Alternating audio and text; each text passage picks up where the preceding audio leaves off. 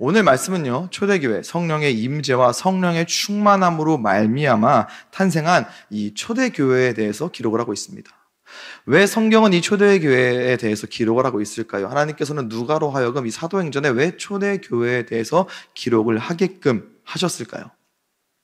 시간과 공간과 모든 것들을 초월하여 살아 역사하신 하나님께서 아마도 오늘날 저와 여러분과 같은 오늘날의 교회들을 염두에 두고 초대교회에 대한 기록을 남겨두신 것 같습니다.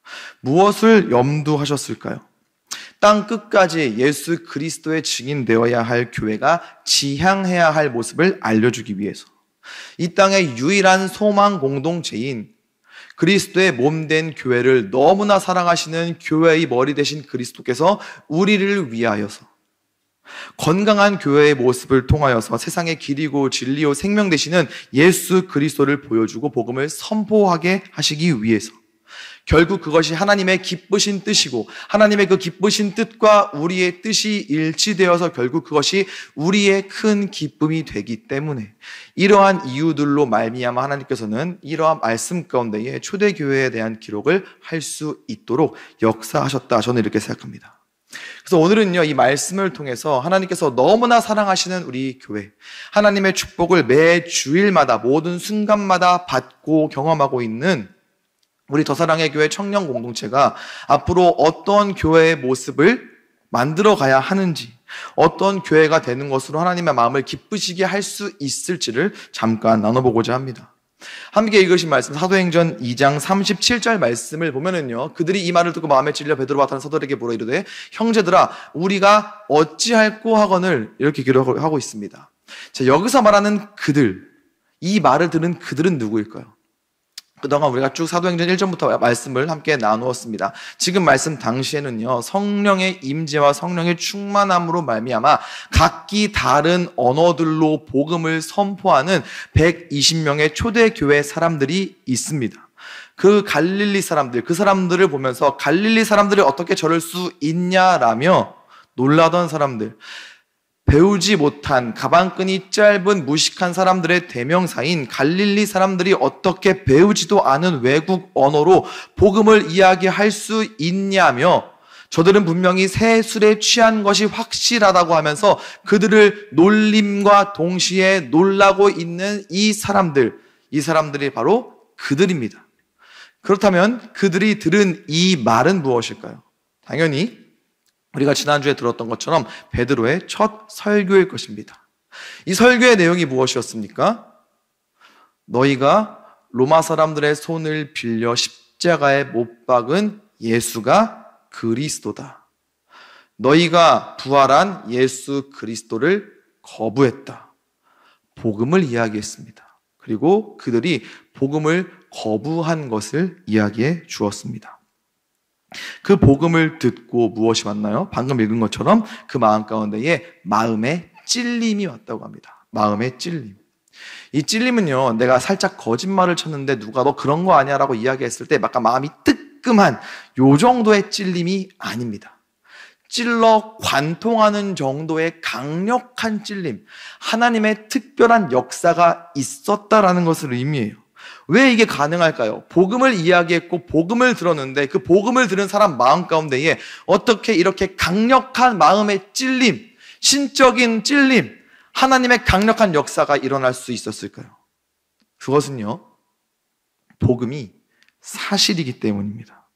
복음은 사실입니다. 예수가 그리스도인 것이 진짜이기 때문에, 죽으셨으나 부활하신 것이 명백한 사실이기 때문에, 그래서 복음에는 능력이 있는 거예요. 지난주에 목사님께서 말씀해 주셨죠. 복음은요, 어떠한 가르침이나 이론이 아니라 선포되어야 할 사실입니다. 그래서 복음에는요, 사람의 마음을 찔리게 하는 그러한 능력이 있는 거예요. 그럼 어떠한 찔림이겠습니까? 내가 죄인이구나. 내가 죄를 지었구나. 의인인 줄 알았으나 나는 의인이 아니라 죄인이구나. 얼마든지 나의 선행으로 나를 구원할 수 있는 줄 알았는데 나는 아무런 소망도 없는 구원받아야 할 사람이구나 라는 죄에 대한 각성, 죄에 대한 강력한 찔림이 이 복음으로 말미암아 복음을 듣고 복음을 받아들인 사람들 마음 가운데 생겨난 겁니다. 복음의 능력이에요. 사실 여러분, 이 자리 가운데 나온 저와 여러분들은 이 복음의 능력을 이미 알고 있는 사람들입니다. 이 복음의 능력을 이미 알고 있고 경험한 사람들입니다. 왜요? 우리가 이 예배 자리 가운데 나온 것, 이 예배의 자리에서 부르신 대로 예배자로 서 있을 수 있다는 것, 그게 복음의 능력의 증거가 되기 때문입니다. 여러분들 분명히 다 믿음을 가지고 있습니다. 여러분들 마음 가운데에는 분명한 믿음이 있습니다. 선물로 그 믿음을 받으셨어요. 그 믿음이 어디에서 났습니까? 믿음은 들음에서 난다고 합니다. 그럼 무엇을 들었을까요? 그리스도의 말씀, 결국 복음입니다. 로마서 10장에 기록된 말씀이에요. 우리가 복음을 들었기 때문에 그 복음으로 말미암아, 들은 복음으로 말미암아 우리 마음 가운데의 믿음이 선물로 찾아온 거예요. 우리에게 믿음을 선물로 주셨습니다. 그래서 우리가 이 예배 자리 가운데 나올 수 있는 것 아니겠습니까? 그렇기 때문에 여러분, 우리는요, 복음의 능력을 이미 알고 있는 사람, 경험한 사람, 따라서 얼마든지 이 복음의 능력을 증거할 수 있는 사람, 담대히 전할 수 있는 사람, 복음의 증인될 수 있는 사람들입니다. 사람은요, 자기가 경험해보지 못한 것에 대해서는 이야기할 수 없어요. 반대로 자신이 경험해 본 것에 대해서는 그것이 성공했든 혹은 실패했든 그것에 대해서 얼마든지 이야기할 수 있습니다. 제가 전도사 때 알바를 했어요. 무슨 알바를 했냐면요. 여러분 블랙 밀크티 위드 펄 당도 50에 얼음 충만 이거 파는 공카. 네, 특정 브랜드를 이야기할 수 없기 때문에 그 브랜드 아시죠? 제가 거기서 전도사 때 1년 정도 알바를 했습니다. 제가 맡았던 보직은요, 펄을 만드는 펄쟁이였어요, 별명이. 펄쟁이 오빠, 펄쟁이 형 이렇게 불렀는데, 가끔 자매님들이 그거를 음료를 막 이렇게 들고 다니면서, 나 오늘은 밥 대신에 이거 먹을래? 이렇게 하시는 분들이 간혹 계시더라고요. 거짓말을 할 수 없기 때문에 살벌한 사실을 말씀드리겠습니다. 여러분, 그 펄이라는 게요, 이거 알바하면 외우라 그래요. 카바사 뿌리에서 추출된 뭐 이런 거 막 이렇게 외우는데 어떻게 만드냐면요, 이게 이렇게 와요, 냉동으로. 그럼 그거를 펄펄 끓는 이 대야에다가 붓습니다. 이게 끓으면요, 이게 뽕뽕뽕뽕 올라와요. 그럼 그걸 걷어서 이 밖에 싸요. 그 그릇에 담은 다음에 거기다가요, 흑설탕을 큰 국자로 10번을 퍼서 흑설탕을 거기에 때려 박아요. 그럼 어떻게 되냐면요, 걔네들이 거기서 발효되는 것처럼, 그러니까 흑설탕에 걔네들을 이렇게 재놓는 거예요. 그러면 이게 막 부풀어 오릅니다. 보글보글 하면서. 여러분들은 그걸 몸에다가 마음껏 섭취하고 계신 거예요. 흑설탕 덩어리를. 다이어트 한다고. 밥 대신에 먹는다고. 한 끼 식사 대신에 먹는다고.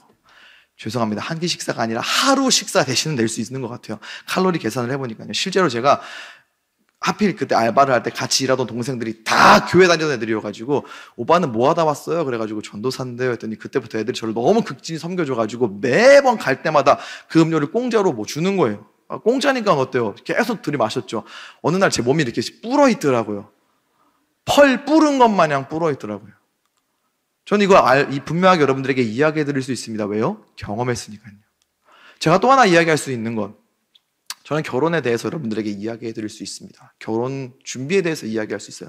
결혼식 준비가 아니라 결혼을 준비해야 됩니다. 궁금하신 분들은 결혼예비학교 신청하시면 되고요. 제가 왜 여러분들에게 결혼 준비에 대해서 이야기할 수 있을까요? 저는 해봤거든요. 결혼해봤잖아요. 결혼해봤다고 하니까 약간 과거 완료로 끝나는, 결혼을 했으니까요. 과거 완료 진행. 네, 결혼을 했기 때문에 어떠한 것들에 대해서 준비해야 되는지 여러분들에게 말씀드릴 수 있습니다. 경험해봤으니까요. 하지만 저는 뭐 유학을 간다든지 아니면 뭐 아프리카 여행을 간다든지 이런 것들에 대해서 여러분들에게 말씀드릴 수 없습니다. 경험해보지 못했기 때문입니다. 이 자리 가운데 나와 있는 저와 여러분들은요, 말씀드렸지만 복음의 능력을 이미 알고 있고 이미 경험한 사람들입니다. 바라기로는 그 복음의 능력을 확신함으로 언제든지 누구에게든지 얼마든지 이 복음의 능력되는 이 복음을 담대하게 확신을 갖고 증거할 수 있는 복음의 증인되는 삶, 우리 더사랑교회 청년들의 삶이 될 수 있기를 간절히 소망합니다. 복음의 능력으로 죄를 깨닫게 된 그들이 베드로에게 이야기합니다. 우리가 어찌할꼬, 어찌합니까? 어떻게 할까요? 이야기하고 있는 거예요. 이걸 조금 더 정확하게 표현을 해보자면요, 이들이 베드로에게 우리가 무엇을 해야 합니까? 어떻게 해야 구원을 받을 수 있습니까? 라고 물어보는 거예요. 다시 한번 복음의 능력입니다. 어떤 능력이죠? 복음은요, 그것을 듣고 받아들인 사람들로 하여금 무엇을 하게 만듭니다. 복음이 사실이기 때문에, 그리고 그 복음을 듣는 사람들에게 있어서는요, 다른 사람의 이야기가 아니라 바로 나를 위한 이야기, 나를 향한 이야기, 결국에는 나의 이야기가 되게 하는 능력의 복음이기 때문에 그 복음을 듣는 사람은, 받아들인 사람은 무언가를 하게 되는 거예요. 행동하게 된다는 겁니다. 자, 근데 여러분, 이 말, 예수가 그리스도라는 것, 복음이라는 것을 들은 모든 이들의 마음 가운데에 이와 같은 찔림이 있는 것은 아니에요. 나중에 함께 보시겠지만 뒤에 사도행전 7장을 보면은 스데반이라고 하는 분이 등장을 하게 됩니다. 이 스데반이라고 하는 분이 베드로와 같이 똑같이 사람들에게 복음을 증거했어요. 복음을 선포했습니다. 근데 그들에게도 마음의 찔림이 있긴 있었는데 전혀 다른 마음의 찔림이라는 것을 우리가 나중에 볼 수 있는데요. 사도행전 7장 54절 말씀을 보면은 제가 읽어드릴게요. 그들이 이 말을, 복음을 듣고 마음에 찔려, 똑같이 찔렸죠. 마음에 찔려, 근데 그를 향하여, 스데반을 향하여 이를 갈거늘, 이를 바득바득한대요. 그래서 결국 어떻게 되냐? 57절에 그들이 큰 소리를 지르며 귀를 막고 일제히 그에게, 스데반에게 달려들어 결국 돌로 쳐 죽였다는 기록이 있습니다. 똑같은 복음의 선포예요. 근데 지금 이 7장에 기록된 사람들은 이를 갈고 돌을 던졌다고 합니다. 누구는 어찌해야 구원을 받을 수 있습니까? 라고 이야기하는데, 누구는 귀를 막고 이를 갈고 돌로 쳐 죽였대요. 여러분, 이와 같이 당시에 예수님을, 그리고 복음을 거부하고 복음을 원하지 않았던 사람들, 이러한 죄악된 모습은요, 요즘에도, 오늘날에도 우리의 일상 가운데에서 얼마든지 발견할 수 있습니다. 물론 같은 모양은 아니에요. 돌을 던지지는 않습니다. 이를 갈고 달려들지는 않아요. 대신에 복음을 거부하고 예수가 그리스도라는 것을 인정하기 싫은 사람들은요, 교회를 핍박합니다. 그리고 복음을 이야기하고 복음을 살아가고자 하는 우리들을 핍박합니다. 근데 여러분, 이것 또한 성경에 기록된 사실이에요. 성경을 보면 주님께서 그들이 나를 미워하였은즉 너희도 미워할 것이라, 주님께서 이렇게 말씀하셨어요. 그래서 교회가 욕을 먹고 비난의 대상이 되는 겁니다. 물론 교회가 잘못한 것들도 있기는 해요. 그리스도의 영광을 우리가 보여주어야 하는데 많이 가리기도 했습니다. 온전히 복음을 살아냈어야 되는데 복음을 온전히 살아내지 못했어요. 세상 가운데에 있지만 결국 세상과 섞여서는 안 되는데, 세상과 구별된 모습으로서의 교회로 존재해야 되는데 세상을 따라가는 이 세대를 본받는 교회의 모습들도 분명히 있었습니다. 그래서 사람들이 손가락질하고 비난하고 욕해요. 그런데요, 가만히 들어보면은 교회를 향한 그들의 핍박은요, 우리가 교회가 잘못한 것들에 대한 지적과 비판의 수준이 아니에요. 그것 훨씬 뛰어넘는 힐난이고 비난이고 미움이고 증오입니다. 왜 그럴까요? 교회를 향한 그들의 미움은요, 교회의, 우리의 잘못에서 시작된 것이 아니기 때문이에요. 그들 마음 가운데 있는 죄된 본성, 예수가 그리스도라는 것을 인정하고 싶어 하지 않는 죄된 본성, 예수님에게 삶의 주인의 자리를 결코 내어드리고 싶지 않은 죄된 본성, 복음을 어떻게 해서든지 외면하고 거절하고 거부하고 싶은 그들의 죄악된 본성이 시작이기 때문에 그들은 비판이 아니라 교회를 향한, 복음을 이야기하고 우리를 향해서 비난하고 증오하고 미워하는 거예요. 혹시 이 자리 가운데에 그리스도인 됨으로 말미암아, 복음을 이야기한 것으로 말미암아 핍박을, 어려운 상황 가운데 있는 분들이 계시다면 위로해드리고 싶습니다. 여러분, 그거 잘하고 계신 거예요. 제대로 하고 있다는 시그널이 될 수 있습니다. 복음은요, 복음을 거절하는 사람들에게는요, 방금 우리가 본 것처럼 이를 갈게 만드는 소리예요. 그리스도인 됨으로, 교회 다닌다는 것으로, 복음을 이야기한다는 것으로 어려운 상황 가운데에, 핍박 가운데에, 사람들의 손가락질과 외면 가운데 있는 분들에게 말씀드리고 싶습니다.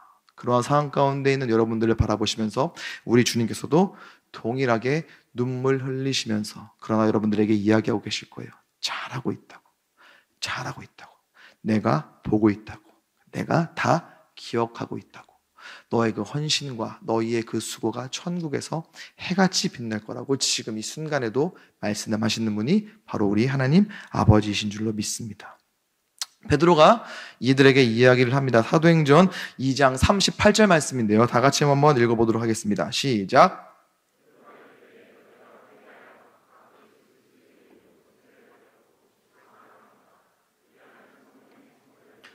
네, 베드로가 두 가지를 이야기합니다. 회개와 세례죠.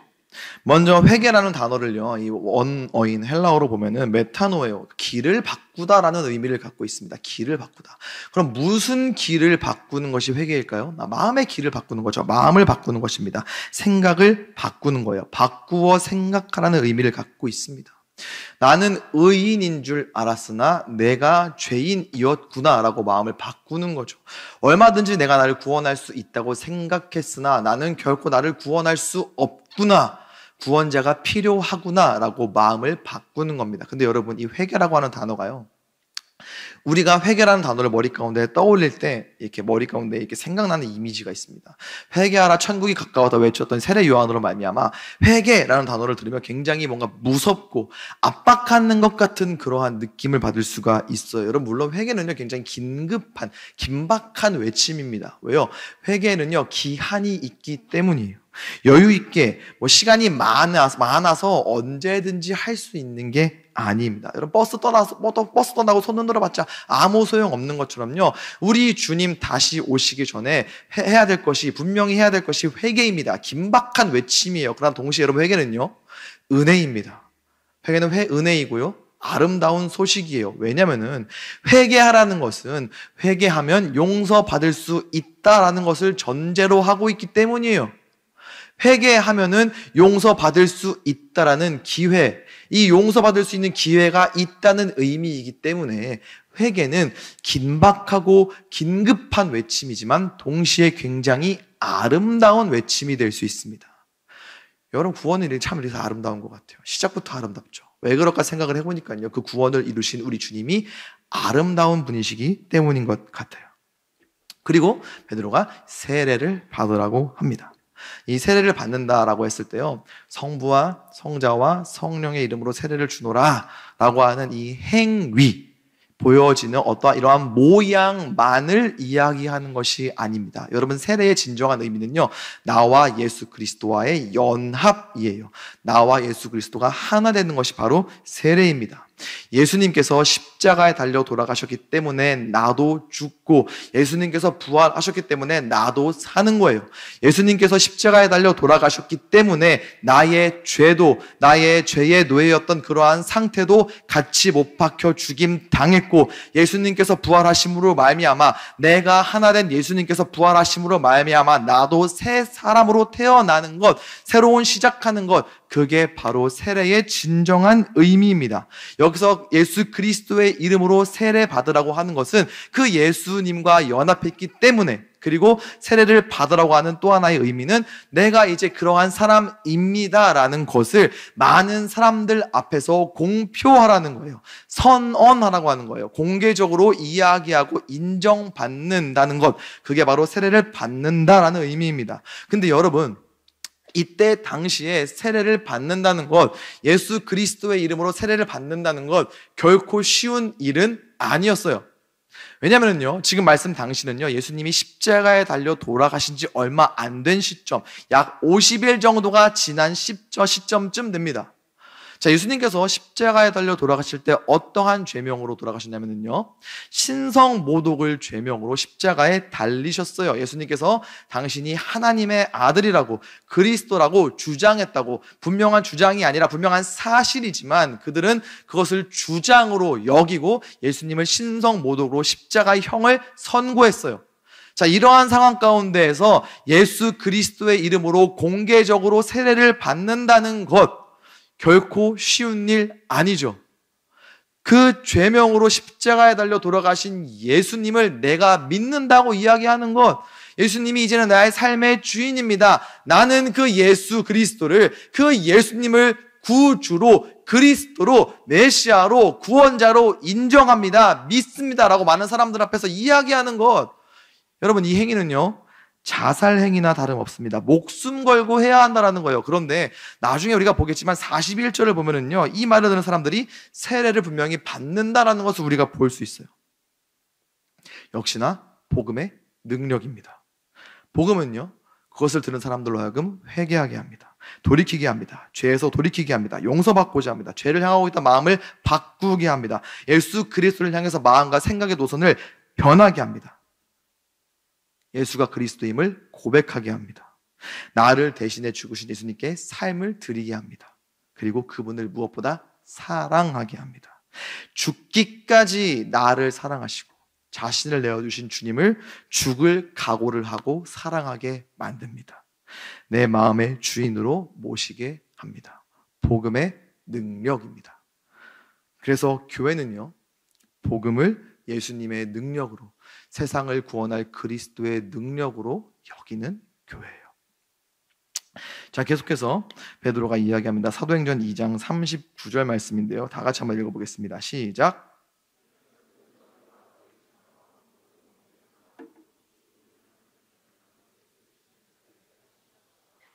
자, 회개와 세례, 그리고 이 성령을 약속한 약속에 대한 대상을 이야기하고 있어요. 대상에 대한 범위의 이야기입니다. 정말 은혜가 되는 표현이 있는데요, 저기 뭐라고 기록하고 있습니까? 우리 하나님이 얼마든지 부르시는 자들.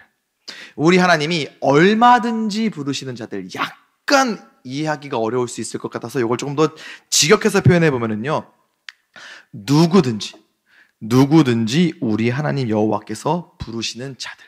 누구든지. 여러분, 여기 어떠한 조건이 붙는 게 보이십니까?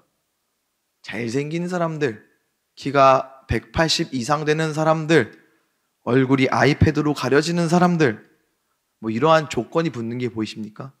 아무런 조건도 없다는 것을 우리가 보게 돼요.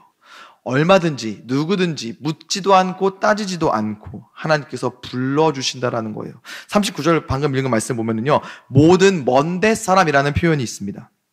여기에는요, 이방인, 당시에 절대로 구원이 있을 수 없다, 구원받으면 안 된다 취급받던 이방인들도 포함되어 있는 그러한 표현입니다. 그래서 하나님의 부르심에는요, 우리가 후회가 없다라고 찬양도 하지만 하나님의 부르심에는요, 제한이 없어요. 택함 받은 부르심, 거기에 반응하는 그 누구든지 다 가능하다라는 거예요. 베드로가 계속해서 이야기합니다. 저는 이걸 이렇게 표현하고 싶어요. 하나님께서 베드로를 통하여 계속해서 사람들을 부르십니다. 사도행전 2장 40절 그리고 41절 말씀을 보면은요, 또 여러 말로 확증하여 권하여 이르되 너희가 이 패역한 세대에서 구원을 받으라 하니 그 말을 받은 사람들은 세례를 받으며 그날에 신도의 수가 3,000이나 더하더라. 이런 기록이 있어요. 여러 말로 확증하여 권했대요. 어떤 여러 말이었을까요? 정확하게 우리가 알 수 없지만 얼마든지 추측 가능합니다. 당연히 복음이었을 것이에요. 예수가 그리스도다. 계속해서 선포했을 것입니다. 회개하라고, 예수 그리스도와의 연합을 이루라고, 예수님을 삶의 주인으로 모시라고, 돌아오라고, 그리스도와 연합하여 살라고 계속해서 복음을 선포했을 것입니다. 그래야 구원받을 수 있으니까요. 40절 표현으로는요, 그래야, 부르심에 반응하여 회개해야 패역한 세대에서 구원받을 수 있으니까요. 여기서 패역이라고 하는 단어를요, 자세하게 표현해 보면은 이 구분 이런 표현을 갖고 있습니다. 여러분, 그때나 지금이나 이 세대는요, 패역한 세대, 구분 세대가 맞아요. 뭐 어떠한 어마어마한 사건으로 말미암아 한 번에 훅 휘었다라는 게 아닙니다. 유일한 구원이신 예수 그리스도께서 예수 그리스도로부터 조금이라도 벗어나면, 예수 그리스도를 향하지 않으면 우리가 구원을 받을 수 없기 때문에, 그래서 구분 세대고, 그래서 패역한 세대예요. 한국에서 비행기가 떠서 LA로 이렇게 간다고 할 때요, 그 비행기가 이렇게 가는데 출발 때 가다가 각도를 1도만 틀어도요, LA로 가야 될 비행기가요, 뉴욕으로 가게 된대요. LA와 뉴욕의 거리는요, 3,957km 정도 된다고 합니다. 시간당 900km를 가는 비행기로 갈 때 4시간 23분 걸린다고 해요. 각도가 1도만 굽어도 LA가 뉴욕이 됩니다. 예수님께로 직진해서 나아가야 우리가 구원을 받을 수 있는데, 예수님만이 유일한 구원인데, 조금만 굽어도 구원이 없는데, 이 세대는 그래서 구분 세대, 얼마나 패역한 세대이겠습니까? 자, 이러한 부르심을 받은 사람들이요, 41절 말씀을 보면요, 세례를 받고 이날의 신도가 3천이 더해졌다고 합니다. 3천이요. 그들은 결단한 거예요. 베드로를 통한 이 부르심을 받고 세대를 거슬러 살 것을, 패역한 세대를 본받는 것이 아니라, 휩쓸려 살아가는 것이 아니라 특별한 부르심을 받고 구별된 삶을 살아갈 것을 이들이 지금 결단했다는 겁니다. 그래서요, 교회는 부르심을 소중히 여기는, 그 부르심을 특별한 은혜로 여기는 바로 교회입니다. 이 자리 가운데 있는 여러분들도 그렇습니다. 부르심이라는 특별한 은혜를 받고 여러분들은 이 자리 가운데 나와 있는 거예요. 여러분의 생각과 여러분의 발걸음과 여러분의 의지로 나와 있다라고 이야기할 수 있지만, 하나님의 부르심이 있지 않았다면 결코 여러분들이 이 자리 가운데 나올 수 없었을 것입니다. 그 부르심에 대한 반응으로 여러분들은 지금 예배 자리 가운데 있다라고 하는 거예요. 그래서 여러분들은 정말 귀한 사람들입니다. 교회 오는 길에 날씨 보셨죠? 날씨 어떻습니까? 장난 아닙니다. 세상 사람들 여러분들에게 이야기할 수 있습니다. 이 좋은 날, 왜 그런 회색빛 건물에 굳이 들어가서 그 길고 지루한 이야기를 듣고 앉아있냐? 별로 길지도 않는데 저는 30분을 못 넘겨요, 태생적으로. 왜 그걸 듣고 있냐고 여러분들에게 핀잔 줄 수 있습니다. 담대하게 선포하십시오. 얘들아, 푸른 마르고 벚꽃은 시드나 주의 말씀은 영원하다. 아멘이십니까? 푸른 마르고 벚꽃은 시드나 주의 말씀은 영원하고요, 우리를 향한 그분의 특별한 부르심과 사랑도 영원합니다. 우리를 향한 그 부르심, 예배자로 그리스도인으로서의 그 부르심을 특별한 은혜로 여기며 구분 세대를 본받는 것이 아니라 구별된 삶으로 살아가는 주의 청년들 될 수 있기를 소망합니다. 자, 이렇게 부르심을 통하여 결단한 이들이 공동체를 이루는 모습이 오늘 말씀 가운데 기록되어 있어요. 교회를 이루어가는 모습이 오늘 말씀에 기록되어 있는데요, 이 모습은요, 이 땅의 모든 교회들이 지향해야 할, 본받아야 할 교회 공동체가 갖추어야 할 모습을 기록하고 있습니다. 사도행전 2장 42절 말씀을요, 다 같이 한번 읽어보겠습니다. 시작.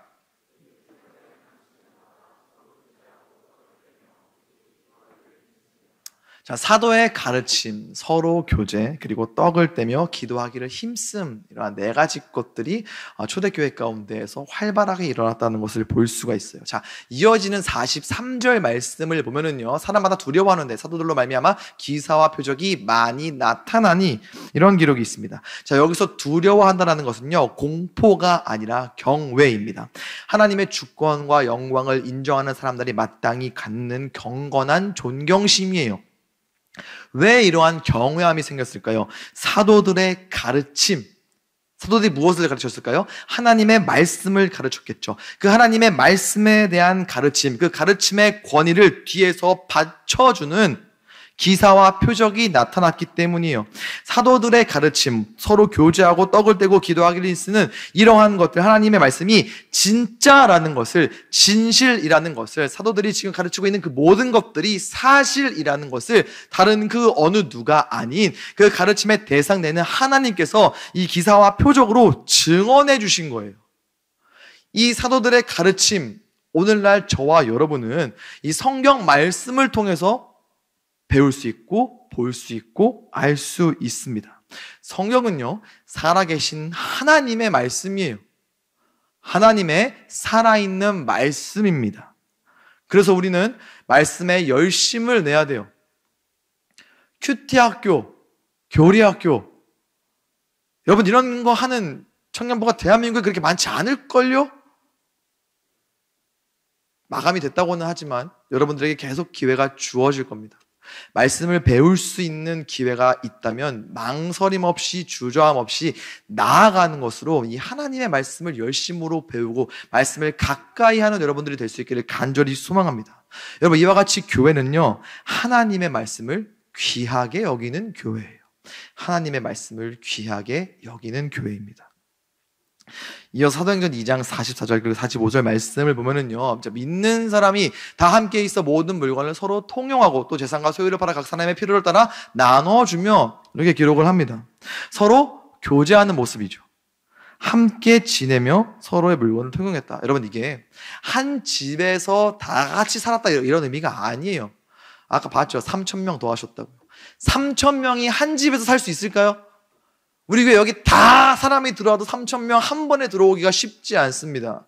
이 말은요, 매일 모였다는 의미예요. 그리고 서로의 필요를 채워주었다는 뜻입니다. 사유재산을 금지했다는 게 아니에요. 자기 집이 있었고요, 필요한 것들은 개인적으로 갖고 있었습니다. 대신에 45절 말씀과 같이 필요를 따라 나눠준 거예요. 누군가의 강요와 강제로 어쩔 수 없이 한 것이 아니라 기꺼이 성령의 충만하심으로 말미암아 지체를 사랑해서 귀하게 여겨서 함께 모이고 나누고 서로를 돕는, 나중에 천국에서 구원받는 사람들이 누릴 그 천국에서의 삶의 모습을, 그 모형을 초대교회를 통해서 지금 하나님께서 보여주고 계신 거예요. 그래서 교회는요, 서로 사랑하여 서로를 귀하게 여기는 교회입니다. 또 이어서 사도행전 2장 46절 47절 말씀을 보면은요, 날마다 마음을 같이하여 성전에 모이기를 힘쓰고 집에서 떡을 떼며 기쁨과 순전한 마음으로 음식을 먹고 하나님을 찬미하며 또 온 백성에게 칭송을 받으니 주께서 구원받는 사람을 날마다 더하게 하시니라. 이렇게 기록을 합니다. 매일 같은 마음으로, 동일한 마음으로 성전에서 모였대요. 또 집에서도 모였던 것 같은데요. 자, 그러면 어떤 같은 마음이었을까요? 당연히 하나님을 찬양하고자 하는 마음이었을 것입니다.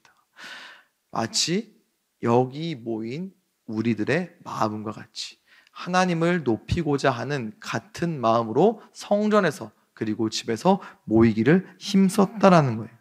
자, 그리고 떡을 떼며 음식을 나누었대요. 여기서 떡을 뗀다라는 것은요, 성찬을 암시합니다. 성찬을 의미해요. 자, 그런데 요 당시의 성찬은요, 오늘날 우리가 최근에 경험한 성찬과 같이 엄숙하고 진지한 분위기의 성찬과는 약간 분위기나 느낌이 달랐던 것 같아요. 이때 당시의 성찬은요, 성찬을 하면서 함께 식탁의 교제, 함께 식사를 하는 기쁨이 넘치는 그러한 분위기였습니다. 당시 유대인들에게요, 함께 식사를 한다는 것은, 함께 음식을 먹는다는 것은 내가 이제 너를 나의 형제로, 나의 자매로, 나의 식구로 서로를 받아들이는 그러한 표시였습니다. 자, 그러니까 함께 떡을 떼며 함께 성찬을 하면서 식사를 했다라는 것은요, 이제 너와 내가 무엇 안에서?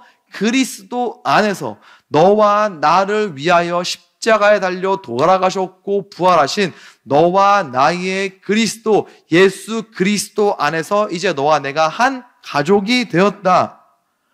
우리가 함께 교제를 한다. 우리가 한 형제이고 한 식구가 되었다. 그래서 나누는 감사와 기쁨으로 그 구원의 은혜를 허락하신 하나님을 47절과 말씀과 같이 찬미한, 말 그대로 대축제, 감사와 기쁨과 웃음과 사랑이 넘치는 은혜의 현장이었을 거예요.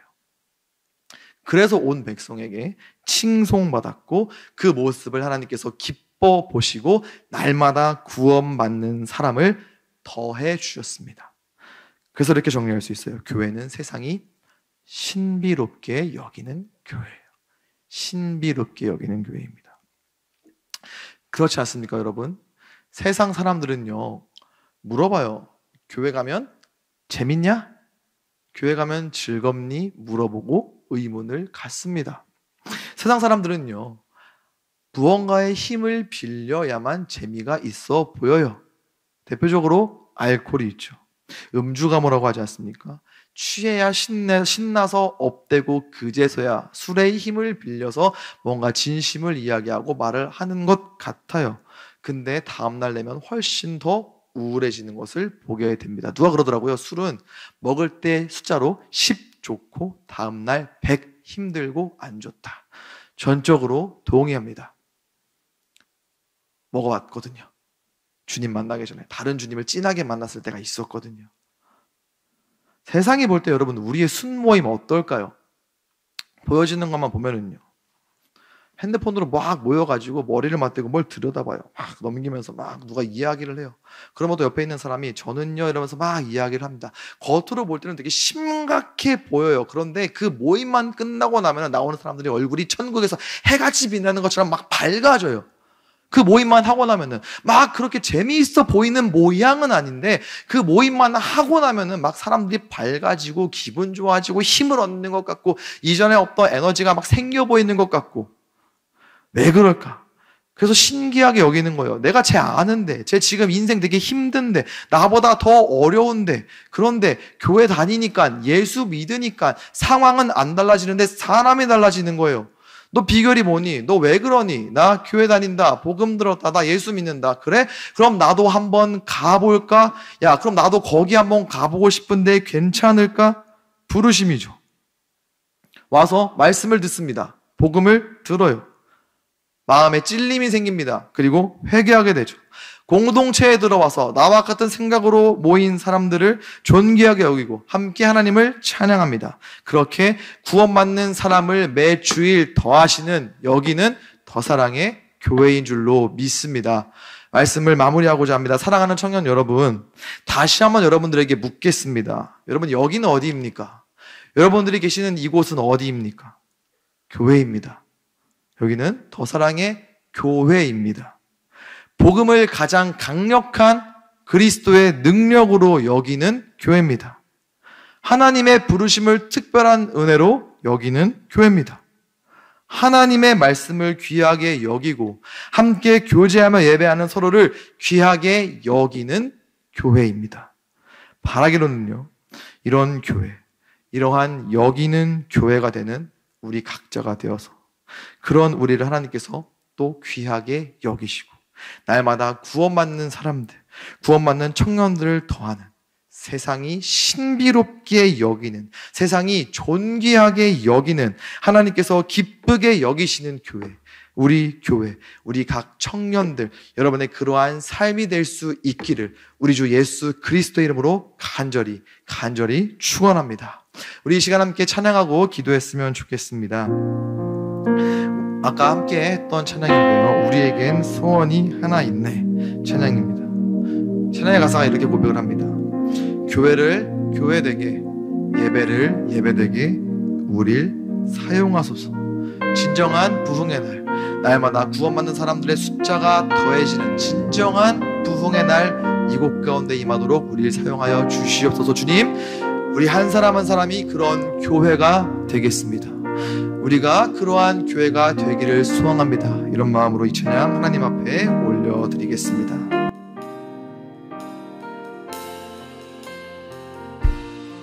고백합니다. 우리에겐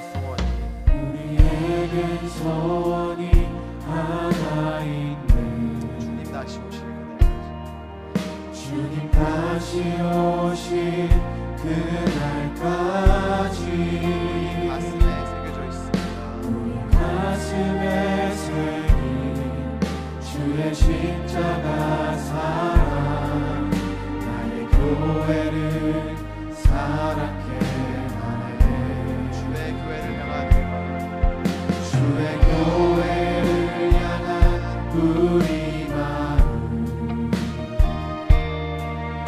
희생과 포기와 가난과 고난,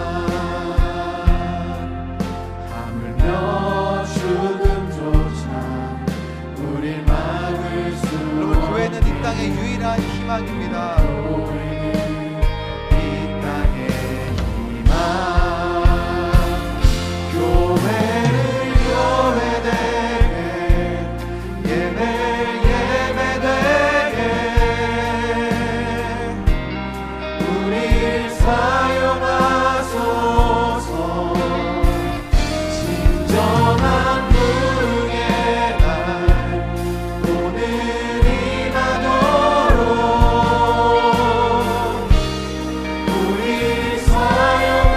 처음부터 고백해보겠습니다. 우리에게 주님 소원이 한 가지 있습니다.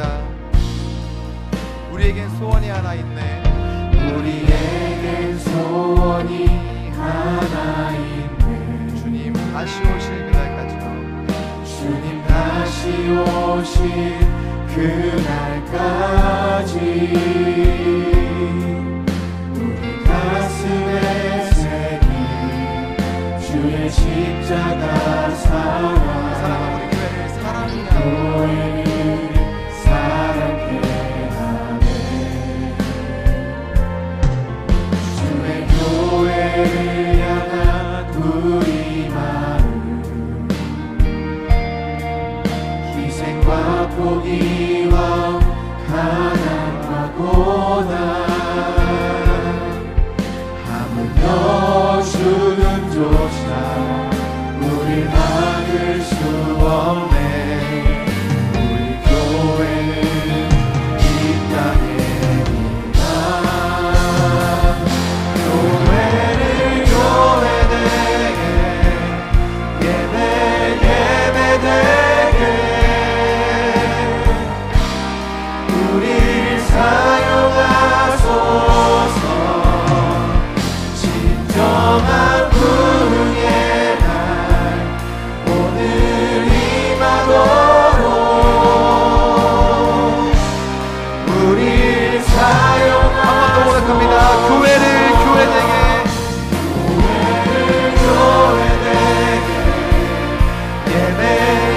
예배되게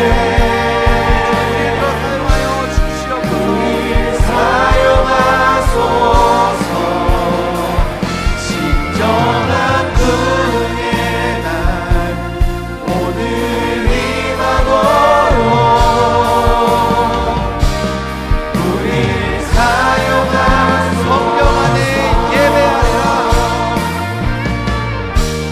성경 안에 예배하리라. 자유의 마음으로